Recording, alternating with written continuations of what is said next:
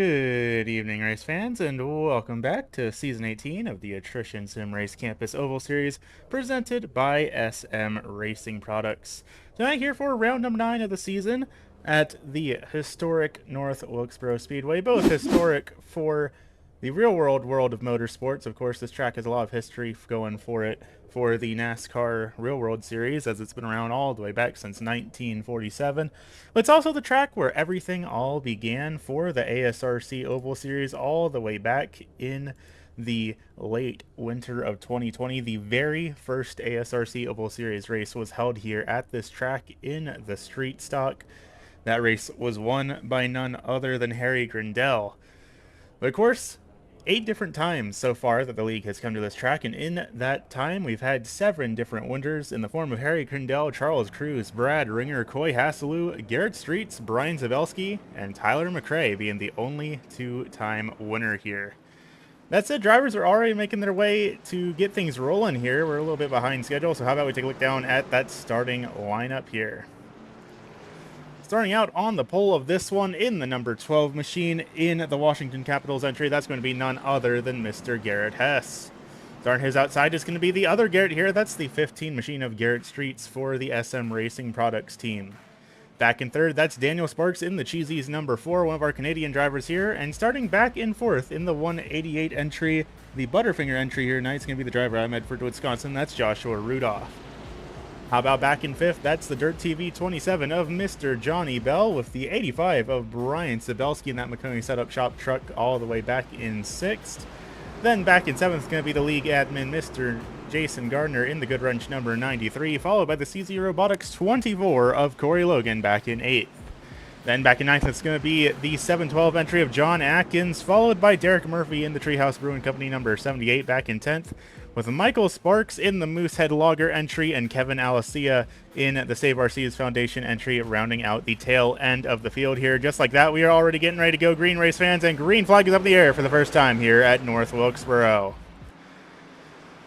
Heading down into turns 1 and 2 here at this asymmetric speedway. Well, not quite asymmetric. That's not necessarily the turn for it here, but looks like so far so good all throughout the field. Nobody's made any major hiccups here in the early goings of this one.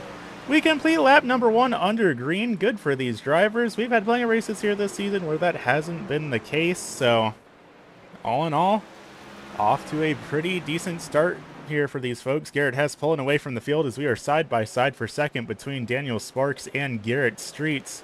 Sparks able to make the move, work his way on up to second here. That's going to bump Streets back down to the third position. Now Streets trying to take a peek up on the outside here of this track. And you can see as we head down the back straightaway, the reason I say this track is asymmetric isn't necessarily what I mean in the traditional sense.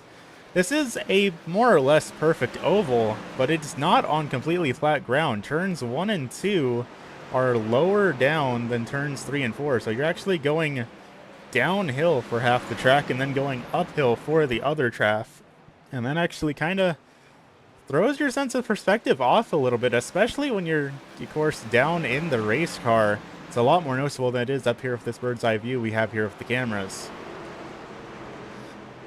Already though, 5 laps in the books under the green flag, which is always great to see. Nobody making any major kerfuffles here so far here tonight. And shout out to Kevin Alicia all the way back in the 9th position right now in that Save Our Seas Foundation number 7 machine. He's gone up +3 positions here in these last 5 laps. The most improved driver here so far, and just in front of him, the 27 of Johnny Bell in that Dirt TV entry is the most lost so far since the drop of the green flag. He's down 3 spots from where he was qualified. Just up ahead, there's some battling going on here. Corey Logan losing a spot to Brian Sabelski. Sabelski down on the bottom of the track in that white and yellow McConaughey Setup Shop entry. Should be live right now on twitch.tv. You can see it on the back of his truck. That is twitch.tv/Nihon Tiger there. Should be broadcasting his point of view for those of you interested in seeing the race from a perspective of one of our drivers here. Sabelski currently up +1 from where he qualified. And I'll tell you what, tonight more than ever, he's probably going to be pushing it pretty dang hard here this evening. Because right now, he is leading the points championship over Garrett Hess by just 5 points. Then it's going to be Garrett Streets back in third, Daniel Sparks back and forth, both of them right on the heels of the championship here this season as well. So with only 3 races left to go here after this, really, it's kind of coming down to the wire to pick up these final couple of points for the championship. We also have a driver off the track. Michael Sparks is down on pit lane, and it sounds like it might have not been intentional for him here. Let's take a real quick look back under the green flag, try and figure out what happened to Michael Sparks here. Looks like he just gets loose coming out of turn number 2, spins it around, and immediately takes the toe down to pit lane, so the caution flag does not come out here. We are still racing. But that will be one driver down on pit lane just like that. Up in the front, Garrett Hess is leading the field by 12 seconds now. Or no, excuse me, not 12 seconds. Fortunately, not quite 12 seconds yet. Maybe at the end of this race he will be, but right now he's only leading by about 3.5 as he crosses the line to complete lap number 12. Then it's going to be Daniel Sparks running in second, and from Sparks on back to about Kevin Alicia all the way back in 9th is all under a blanket here.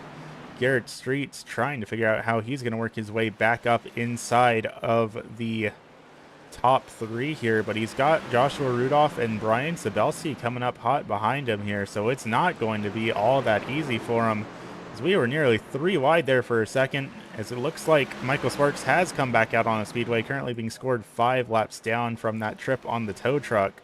But he is back out on the raceway now, which is great to see. So all of our trucks still running here tonight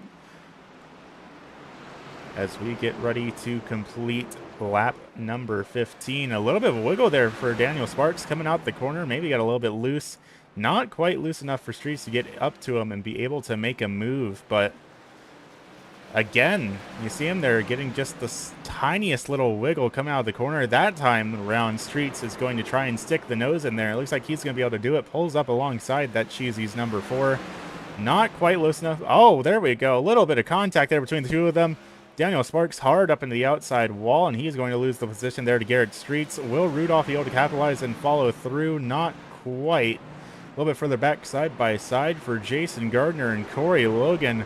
I'll tell you what, race fans, we are just getting started here tonight, and it has been quite the hectic start to this one. Currently looking at the battle for the 6th position between Gardner and Logan. Gardner down the bottom in the good wrench number 93. Corey Logan up high in that green and purple CZ Robotics entry. Gardner looks like he's got the pass paid, but he hasn't 100% cleared Logan. Logan still has just a little bit of nose on the outside of that number 93 machine here. And still, Logan continues to hang on every time it looks like Gardner's clear, and just like that, Logan gets the nose back in there, is able to hang on just a little bit on that outside line. But it definitely looks like it is a difficult place to be up there in that 24 machine. And this time around, it looks like Gardner is going to clear that 24 machine, so that secures Gardner in the 6th position, at least for the time being. A little bit further up, side by side for Brian Sabelski and Joshua Rudolph. Rudolph in the Butterfinger truck up on the high line, that 188 machine. And it's going to be Sabelski down on the bottom. Sabelski makes the pass. That's going to move him up to 4th just like that. Now he can start thinking about trying to crack his way up inside the top 3 here this evening.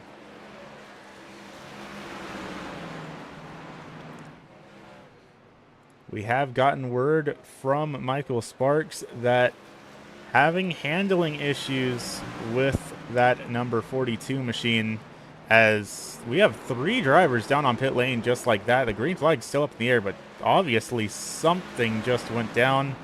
Let's take a look back and try and figure this out real quick, because we should not have 3 drivers down on pit lane right now. Currently looking down at John Atkins, who's having a bit of a spin by himself. Comes back up on the track. Big engine damage on that 712 machine. I'm surprised they kept the green flag out for that. He brings it on down to pit lane just like that, but that does not give us any idea of what happened to Johnny Bell or for Michael Sparks to make him go back down pit lane, unless we did get the word over the radio that he was having that handling issue, so maybe he just doesn't feel comfortable running the truck, having the handling issues that it does, and that might be why Michael Sparks brought it back on down to pit lane. That does not explain what happened to Johnny Bell. So we're going to try and do a little bit of detective work here, see what the deal is with that 27 machine. I don't see any damage on that truck, but sure enough, he just brings it on down to pit lane. Does he even stop in his pit box?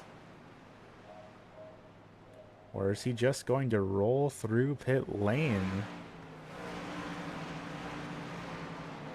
No, he just does a drive-through in that 27 machine, so that makes me wonder, maybe he started to slide and lose control of the truck, and when he saved it, it just kind of spun it onto pit lane, and that might have been why he did the drive-through, just too far into the commitment line to be able to come back up on the track. But definitely a strange bit of events here for some of these drivers. Currently looking down back at the 9th position at Kevin Alessia, who is still up +3 from where he qualified. Started all the way back at the tail end of the field and has gained 3 spots up on these 3 drivers that have had issues down on pit lane. Right now, Kevin is at the tail end of the trucks on the lead lap. Of course, Alessia, rookie driver here this season, making his debut with the league. Technically, I mean, I think for all intents and purposes, this is his rookie season. It's his first full-time season here with the ASRC Oval Series. He did the very last race at the start of, or at the end of season number 17, but this is his first full season of competition here. And all in all, not been all that bad for that rookie driver. Coming into tonight's event, being scored back in the 9th position in the championship standings, just behind Mark Kluge and Derek Murphy, and that is 9th out of 18 different starters we have had here in season number 18. So, gotta give him credit where it's due. Running right in the mid-back is not bad at all. We have gotten word from the radio as well from John Atkins that his race is over. That blown engine is not going to be able to be repaired, so they have brought the truck on down the pit lane. They are still doing work on it, but it is not sounding like they will be coming back out onto the track here tonight. Word as well from Michael Sparks, same deal. The damage is too severe. They're not bringing the car back onto the track. So just like that, Michael Sparks and John Atkins are officially retired from tonight's event. That leaves us with 10 competitors left here at the North Wilkesboro Speedway, and still 67 laps left to go. Taking a little bit of a further look up the field here, the battle going on for 7th between Corey Logan and Derek Murphy. Corey getting a little bit of a scrape against the outside wall there. That's going to cost him some ground. And you can see definitely starting to fall back just a tiny bit there, but still neck and neck between these two drivers. Every time it looks like the outside line is at a disadvantage, I get proven wrong, and Corey Logan manages to bounce back. And it is neck and neck here between these two. Yeah, as they battle it out for the 7th position right now. Both drivers pretty equally matched and almost coming together there. Looks like Derek Murphy maybe getting on the brakes a little bit to try and avoid the contact, but just like that, almost able to clear that 24 machine. And now Derek Murphy has officially made the move here. A little bit further up in the field, by the way, just as a checking in on how things are going at the front. Garrett Hess has pulled away with a half a speedway lead already, 37 laps in.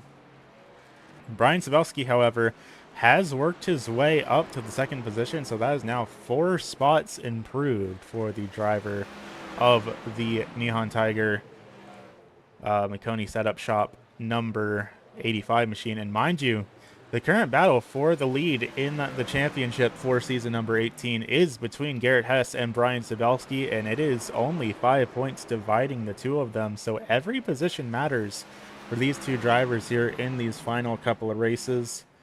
After tonight's event, next week, we head on over to Talladega Super Speedway. So that is a track where really it could go anyone's game there. Then after that, heading on over to Nashville Superspeedway, and then we crown our champion at the Five Flag Speedway on June the 9th. We have gotten word from Mr. Jason Gardner, the guy who puts this whole thing together, that next season, if everything stays according to plan, these drivers will be heading over to the brand new scan of the ARCA car. Of course, ARCA has been visited in the ASRC Oval Series before. It was ran for 2 seasons back in 2023 and early 2024. But of course, iRacing has released a brand new, up-to-date 2025 version of the car, and that is what these drivers will be taking out here to the speedways in just a couple of weeks. Got some side-by-side battling back here for 8th, though. Corey Logan, Kevin Alcia duking it out just behind Johnny Bell, who is a lap down in that red and black car, so he is not a part of this battle. But should the caution flag fly, he will potentially be the lucky dog and get put back on the lead lap, though that is assuming Garrett Hess just behind. You can see him just barely trailing behind of this battle here. If he gets around Johnny Bell here, then Johnny will be put 2 laps down, and then the lucky dog really won't matter because he'll need multiple of them to get back up onto the lead lap. Kevin Alcia going to work his way around Corey Logan, though, just like that. So now Kevin is up +4 from where he started. The only other driver right now up +4 from their qualifying position is Brian Sabelski. Everyone else has either lost positions or running where they currently are, with the exception of Jason Gardner, who's up +1 from where he qualified, and Derek Murphy, who is up +3 from where he qualified. That said, though, taking a look back here, Johnny Bell has been lapped by Garrett Hess once again, so he now needs multiple lucky dogs if he's going to get back up on the lead lap, and that's going to get even harder now because Garrett Hess is now overtaking the CZ Robotics 28, which means now Corey Logan would be the driver getting the lucky dog should the caution flag fly. That means Johnny Bell right now is in a situation where he needs 3 cautions in a row to be put back on the lead lap. And with how clean so far have been tonight, I can't really hold my breath on expecting that to happen. I'll honestly kind of be surprised if we have any cautions at all. But we will just have to see. We've seen bigger surprises in the ASRC Oval Series before. And how about this battle here between Daniel Sparks and Joshua Rudolph? This is the battle for the 4th position going on here. Daniel Sparks was all over the tail end of that number 4 machine there for just a moment. He's backed it off a little bit now, but I would imagine we're going to see this battle get pretty tense here once again, especially as we start to close in on the halfway point in tonight's event. So far, just about 16 minutes into tonight's event, and we are getting ready to cross the line to be halfway through things here at the North Wilkesboro Speedway. And that just goes to show how quickly 100 laps can click by at these short tracks when the races stay green. Of course, should the caution flag fly, especially if it comes out repeatedly, then things drag on for a very long time. But when these drivers are able to keep it all green like they are, these races can go by pretty dang quickly here. And especially when you're in the cockpit of these race trucks, I mean, sometimes you can blink and 20 laps have gone by and suddenly you're having to scramble to make some moves before it's just too late to do it.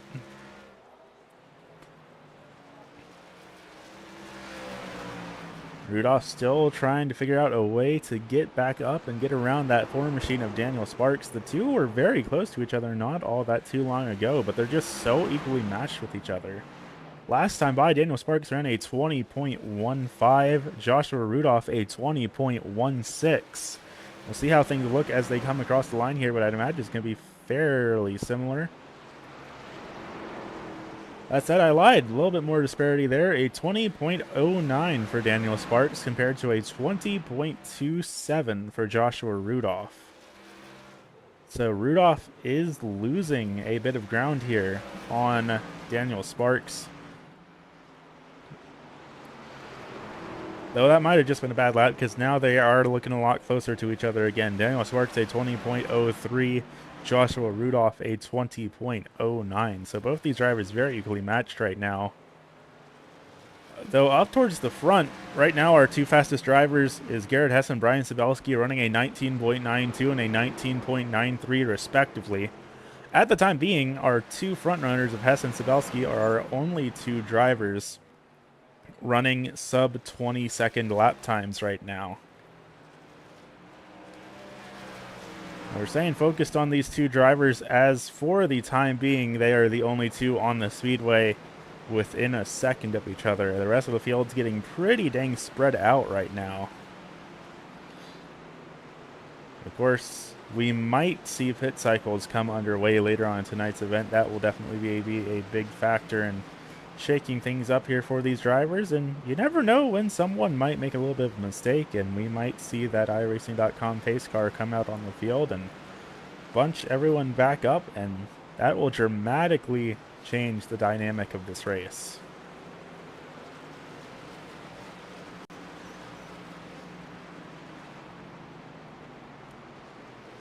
That time by Joshua Rudolph was a little bit of the faster of the two drivers here, a 20.26 for Sparks, a 20.17 for Rudolph. But still, the gap is growing. It's now up to about a 0.7 second gap between these two truckers. And it's really not closing up at all. So we will just have to see here. But how about we take a look throughout the fields, take a bit of a talk about how these drivers are doing overall.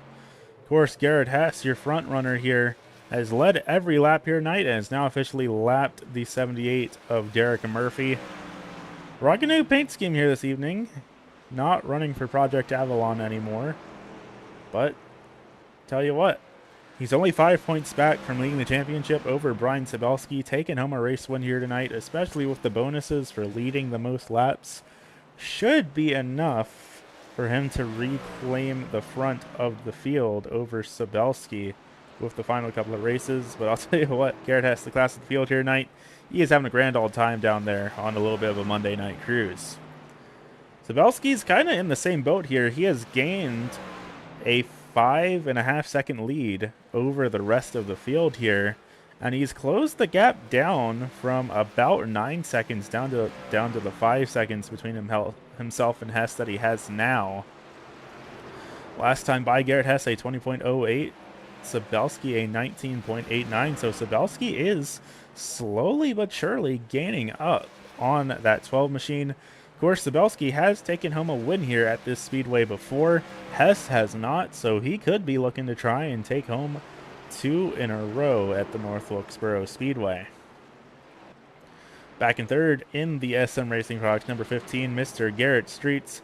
He's been flirting with the top of the point standings here as well. He's currently 19 points back from our championship points leader here. And this is also a track that Streets has taken home a win here before. So currently running about 11 seconds back from our race leader, but having a pretty solid event here. Now I say that big wiggle out of the 15 machine. Don't let me jinx you here, Streets. This could be Streets' night here as well, depending on how the cards fall. He definitely has a fast race truck. He took home the win last week at Kansas. So definitely a driver to be keeping an eye on here. We will just have to see how things work out for him. Back and forth though, this is where we've seen the most of the battling going on here. Daniel Sparks -1 from where he qualified, so he's lost a single spot, and that spot was to Brian Sabelski. Now more or less just trying to hang on over Joshua Rudolph here. About 3/4 of a second between himself and Rudolph, but these two drivers are the closest drivers on the speedway right now. Sparks running 4th on the track, also 4th in the championship standings right now, only 2 points behind Garrett Streets. Back in 5th, we have that 188 machine of Joshua Rudolph, driver out of Medford, Wisconsin, also running a new paint scheme here this evening. He's down 1 position from where he qualified as well, and again, it's the same deal. He lost that 1 spot to Brian Sabelski. Otherwise, been running more or less in the same spot where he has been, but he has been trading paints with Daniel Sparks here for a little while here this evening. Will he be able to catch up to that 4 machine here in these last 30 laps, though?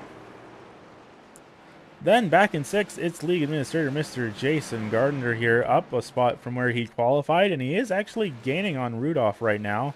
He's got the gap down to about 0.85 between the two of them, which is still a healthy amount of distance, but he is closing up on that 188.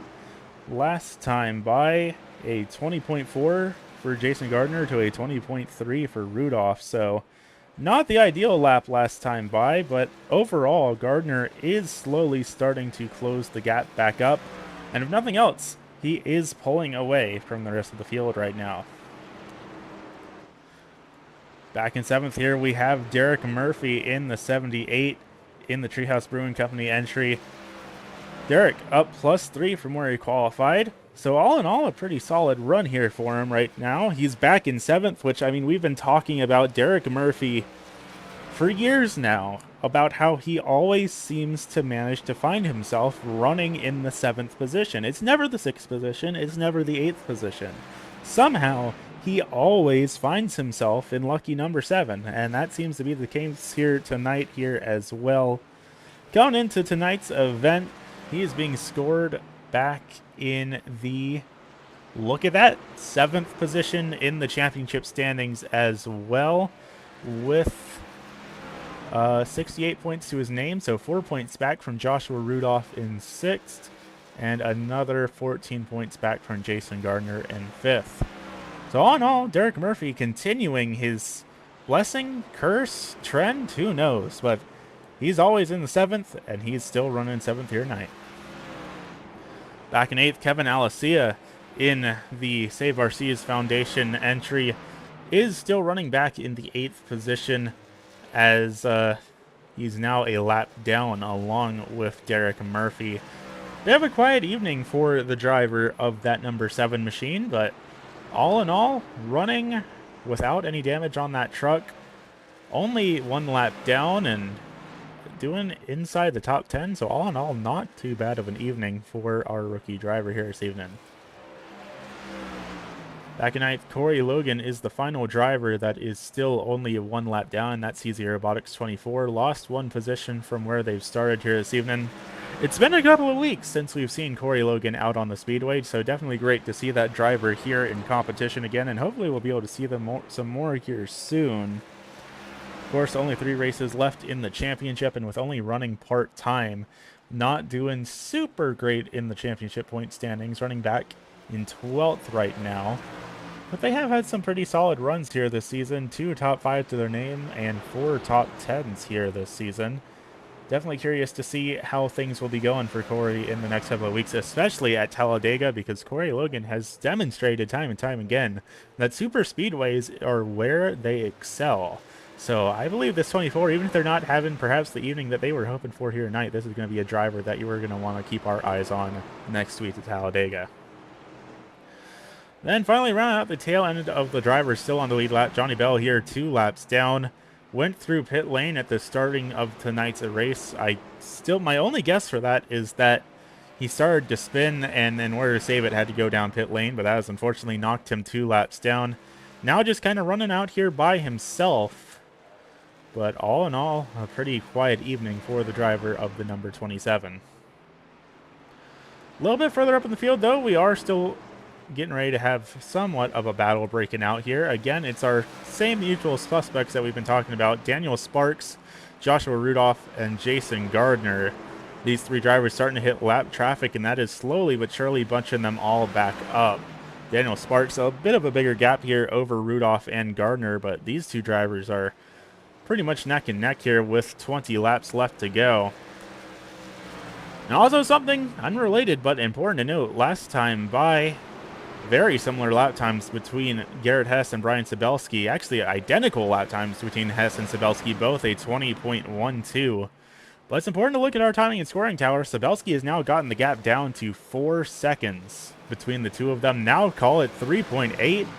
We may very well see Sabelski catch up to Garrett Hess, and they might actually see a battle for the win in tonight's event, even with how far spread out they've gotten, especially as Hess now continues to try and work his way through lots of lap traffic here, getting around that 24 of Corey Logan. That will bump Logan 2 laps down.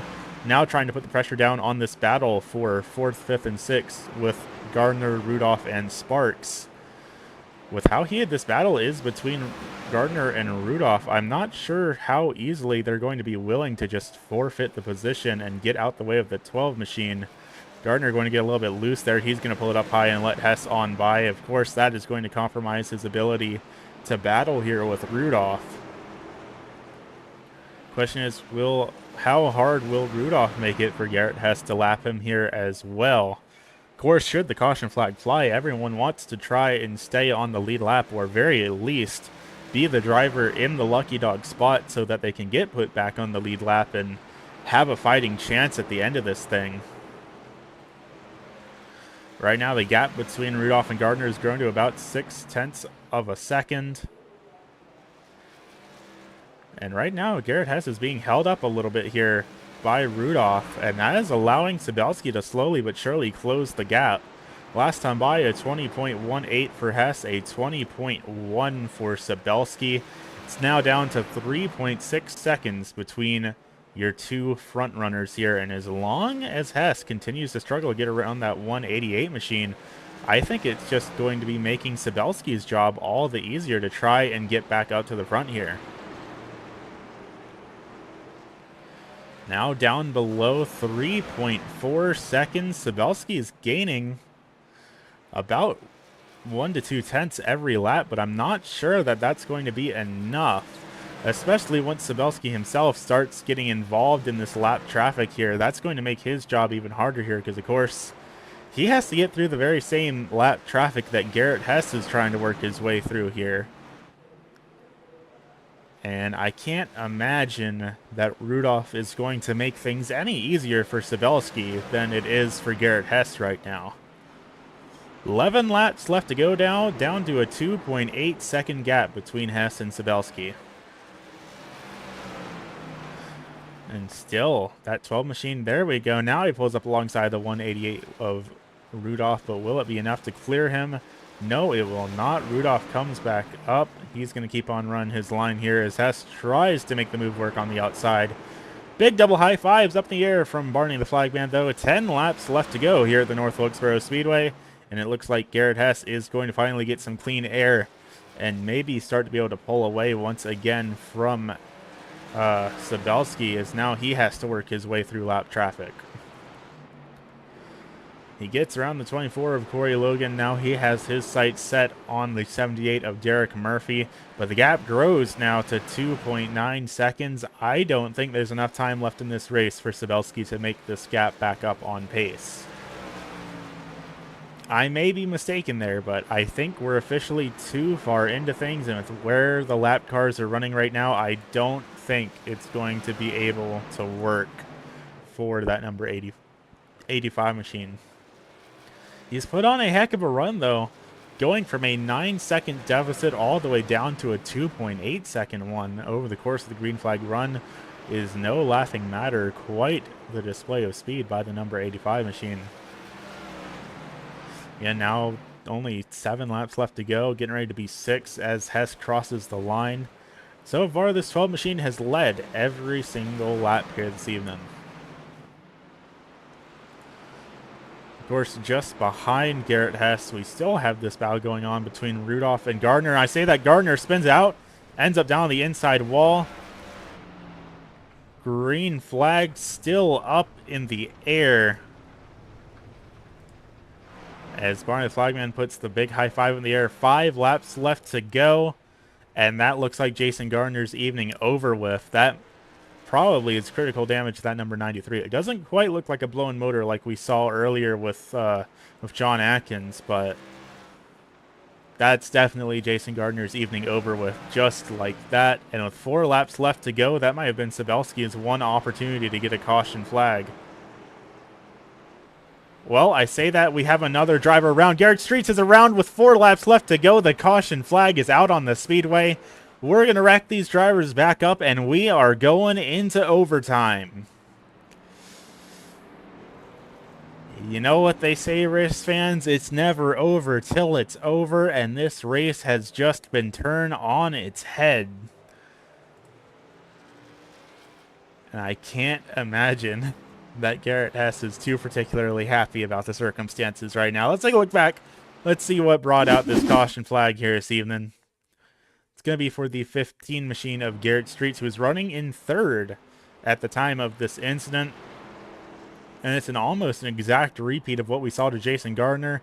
The truck just slides out from under him coming out of turn number 2. Only difference is that he didn't smash into the inside retaining wall. He stopped it on the track. And that is what it took to finally have the iRacing officials throw that yellow flag. Let's ride on board with him here, see what he saw from an onboard perspective.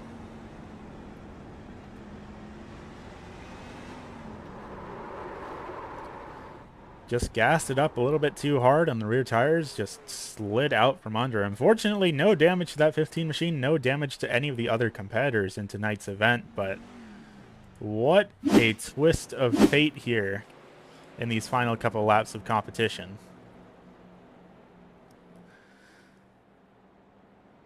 Joshua Rudolph going to make the call to come down pit lane. Not sure if this is a scheduled stop for him or not. We'll see if they do any work on that 188 machine or what exactly they have going on here. Yes, it looks like they're putting tires on that 188 machine, so we'll see if that manages to work out for them. But of course, you see the lap counter going back up. We are in overtime. This works exactly how you think it does. We get 2 laps when we take the green flag. Should these drivers complete the first lap and the white flag comes up in the air, then the next lap will end the race. No matter what happens, there could be a nuclear bomb dropped on the racetrack. We will finish this race in that next lap. However, if we wreck under or before that first lap is complete, before the white flag comes out, we will rack them back up and we will try it again. Lights are out on the iRacing.com pace truck. Garrett Hess, Brian Sabelski lead the field to green. That's going to be Daniel Sparks and Joshua Rudolph. Your 4 trucks on the lead lap. Your 4 trucks vying for victory here at North Wilkesboro. It's overtime for the ASRC Oval Series. Garrett Hess immediately dives down to the bottom, tries to lock down the front of this race. Daniel Sparks making big moves down to the inside of the number 85 machine. They are neck and neck here. And oh, we're going to send it 3 wide here. Why not? Oh, we're thinking about it. There's trucks around on the front straightaway. We're wrecking. Oh, Daniel Sparks into the inside wall. Now Hess is wrecking and Sabelski's up at the front. What is going on here, race fans? White flag is up in the air. And somehow, at the very tail end of things, there are drivers still spinning around here. But it's going to be Brian Sabelski taking home the checkered flag. He's going to be a 2-time winner here at the North Wilkesboro Speedway. What just happened here? I am at a loss. We had lots of incidents here coming to the tail end of that event. And we might need to take a look back and try and figure out what exactly went down here with a couple of these incidences before we get our interviews with our top 3 finishers here. But it's looking like, as it stands, they're saying the finishing order is Sabelski, Sparks, and Hess as your free podium finishers here. Of course, Sabelski going to do a little bit of burnout and do his Polish victory lap here as he takes home win number 2 of season 18. Let's try and take a look back and figure out what exactly happened here coming to the green. Our first incident was with Derek Murphy and Johnny Bell, it looks like. This is coming down the back straightaway, going down into turns. Oh, Kevin Alicia involved as well. We had Kevin Alicia, Johnny Bell, Derek Murphy all involved. Then we go further up here. Garrett Hess sends it in real deep. He gets in the outside wall. And mind you, that was after contact with Daniel Sparks. And Daniel Sparks' engine is just erupting smoke here. So Daniel Sparks blew his motor and then finished the race. And then Hess nearly loses it again. Same with Corey Logan back there, as well as Johnny Bell. What a chaotic finish to tonight's event here, race fans. We're going to take one look back here at this white flag lap. from Garrett Hess's perspective, because I need to process everything here again one more time. Hess gets a little bit loose, makes contact with the 4 of Daniel Sparks. That blows Daniel Sparks' motor, but then he loses it, self-spins in the outside wall, keeps it going, manages to almost catch up to that smoking and sputtering number 4 machine of Daniel Sparks, but then slides again, loses it, going to the outside wall, and there's the 24 of Corey Logan spinning around as well. And Brian Sabelski is the driver that takes home the checkered flag. What a finish to tonight's event, race fans. Don't go anywhere, though, because we will be back here in just a moment with some words with your top 3 finishers.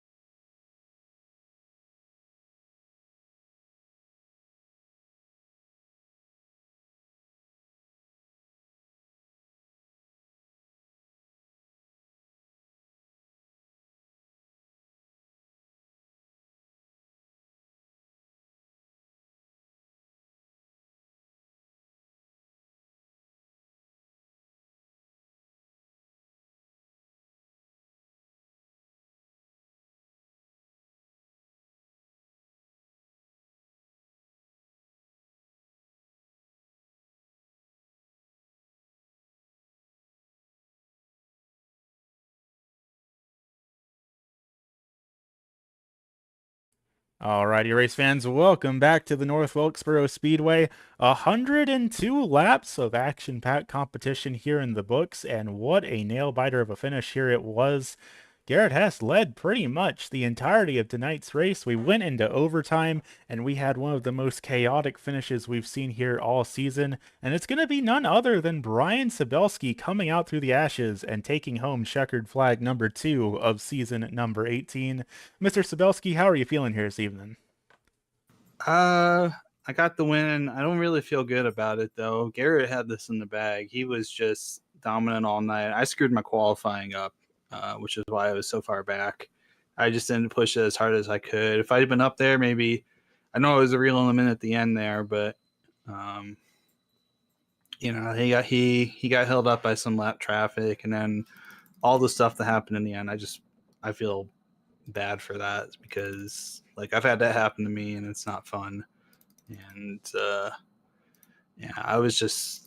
my goal was just at the end there. I was going to go on the outside and just try and pass them that way if I could without trying to like dive inside. And I figured we probably would just drag race to the finish there. Or he might have been able to even to hold me off on those old tires. My tires on the pit stop were worn, but they weren't worn down enough where it was like too not worn. But yeah, it sucks. Like it sucks to win like that. Because you feel like, you shouldn't have won that because you just got lucky. But I feel worse for Garrett because, man, he just was so strong here, and I was catching him, and then just to have that happen at the end is not good. I try to make sure I race him clean. Because we race each other hard, but you never want to see somebody go in the wall like that at the end.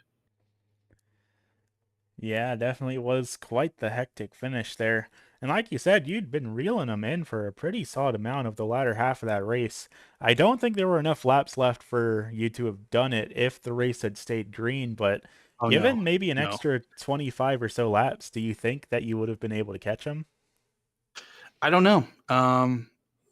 I think at one point I caught him. I was in about 2 seconds, but he was matching me barely most of the night. So it was like, he was like slightly faster or slightly slower than me, but it wasn't by enough that it was really changing the calculus too much. So I think he probably could have.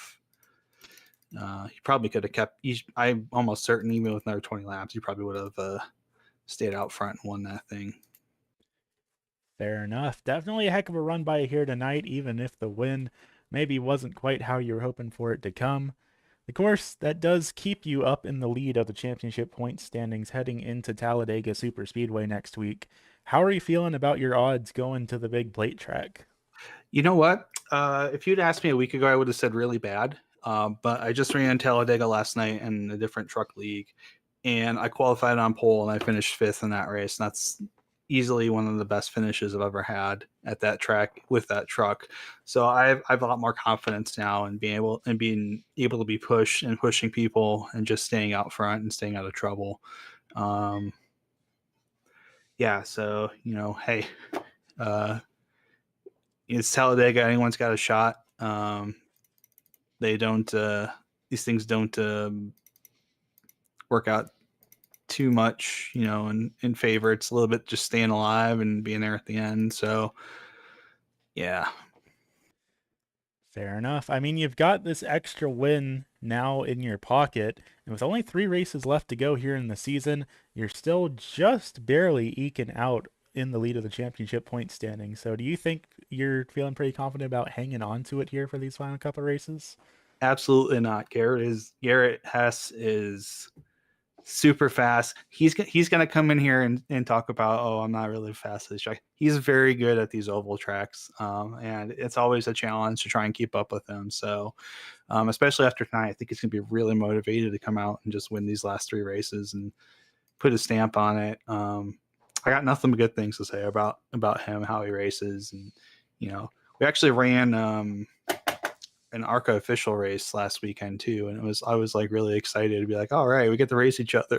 And there was a huge wreck on lap one that I squeaked through and he didn't get through, and you know I felt terrible because I'm like so excited to get to race them in like an official race outside of ASRC, and then that happens, and I'm just like, damn it. Um, yeah, I think this will be. I think it'll be tough. It'll be very, very, very difficult. If I'm P1, it'll be very difficult to keep him from getting by me in these last 3 tracks, because he's a very quick driver, very very solid, very clean. Well, it sounds to me like we have a very exciting couple of races left to keep our eyes on here. But of course, for tonight, you've gotten win number 2 to your name. The microphone is all yours, Mr. Sabelski. Who you want to thank for making things happen? I want to thank Aiden. Thank you for broadcasting, and Jason for doing the league, and everyone for showing up, and Garrett, both Garretts for giving me a target to chase tonight to try and catch. And McConey Setup Shop, official setup shop of eNASCAR and SM Racing Products for all the work they do, all the button boxes they do. Second time we've gotten a good result for our sponsors in the last 24 hours, so really happy about that. And yeah, we'll be having the switch over to running the prototypes tomorrow, so we'll be back streaming tomorrow and doing GTP racing at Belle Isle, which should be chaotic. Good deal. Well, thank you for coming out here tonight. Congratulations on win number 2, and I look forward to seeing you next week at Talladega. Thank you. Thank you. And finishing back here in position number 2, Mr. Daniel Sparks coming across the line with smoke absolutely billowing out of the engine. How did you manage to make it work here this evening? We just had to switch to some good old coal power at the end. You know, um, man, what a race! That was a crazy race. I expected a fourth, maybe a third. I was kind of sort of gaining on Streets, but Streets was doing pretty good. He was making a few mistakes here and there, and that's where I was making the time up. But yeah, man, unfortunate caution at the end, and then just pure chaos. Were you coming into tonight's event expecting to have as good of a run as you did here this evening? I expected to have like a so-so run. I was expecting, top five at least, maybe a third. But yeah, I did not expect to be fighting for the win at the end there. Do you think if anything had gone differently on that final restart, do you think you could have been taking home the checkered flag there? Yeah, I believe so. I think I had a lot of good short run speed. My middle speed in the stint wasn't so great, but my short run and my super long run was really good, but yeah, that middle portion is where I lost all my positions, and that was just really unfortunate. Well, I'll tell you what, coming into tonight's event, you were only 2 points behind Garrett Streets in third in the point standing, so this podium finish should bump you up over him. And now the championship points battle between yourself, Hess, and Sabelski has grown even smaller. So, how are you feeling about your odds for these final three races? Do you think you could potentially be vying for it? I mean, I'd obviously like to, but for my first season, really like competing for uh, a top three in the championship in ASRC, I'm okay with just getting a top three. I think that's just good growth and good consistency. And um, if we can get a championship this season, that's awesome. But if we can just walk away with the top three and take momentum into next season, I think that's really the key.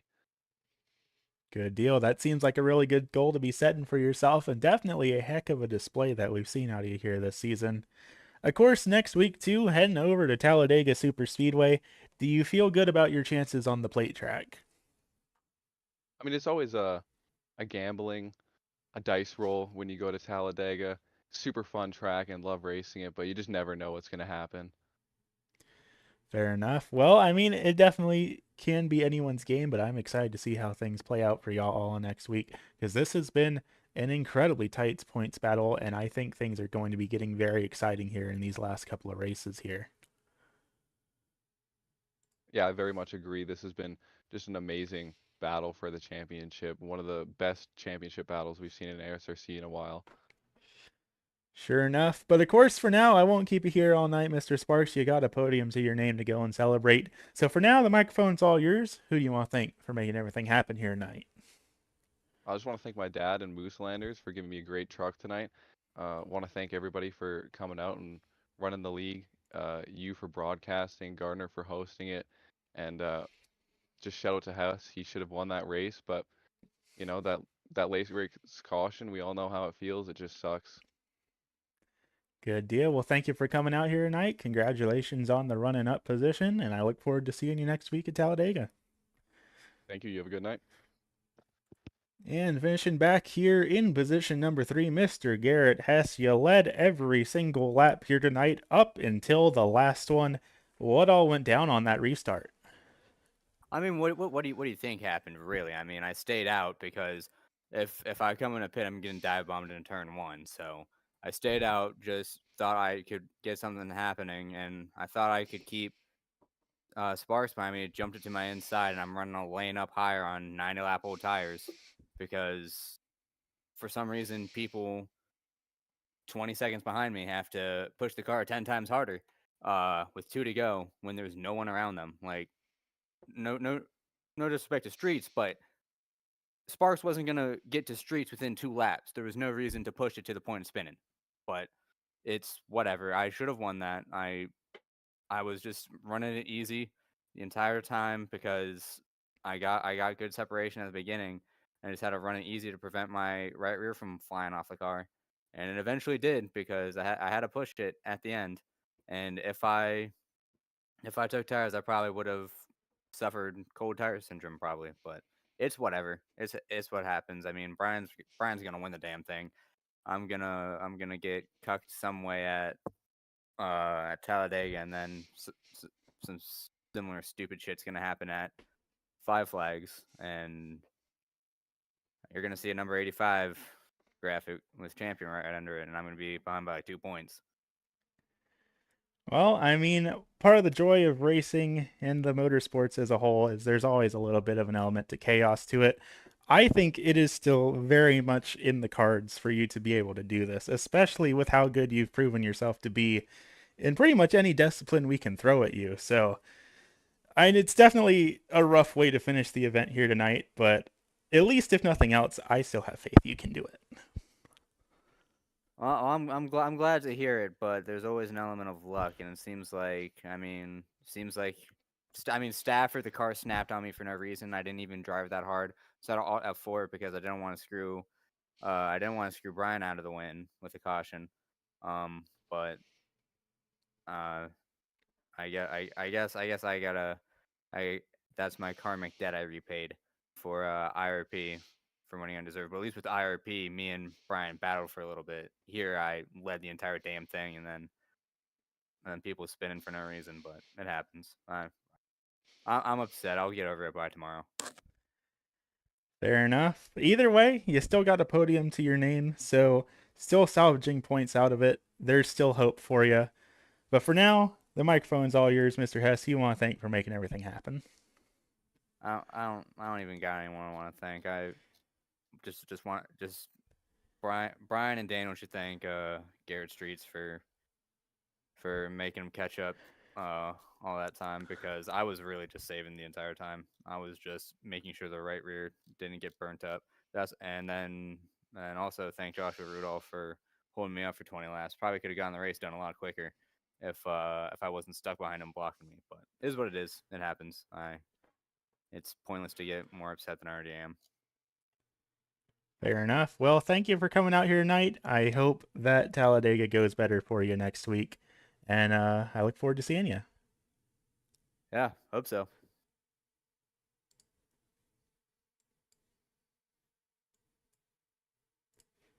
You heard it here first, race fans. Maybe a little bit of tempers here this evening, but it was quite the hectic finish to the race here.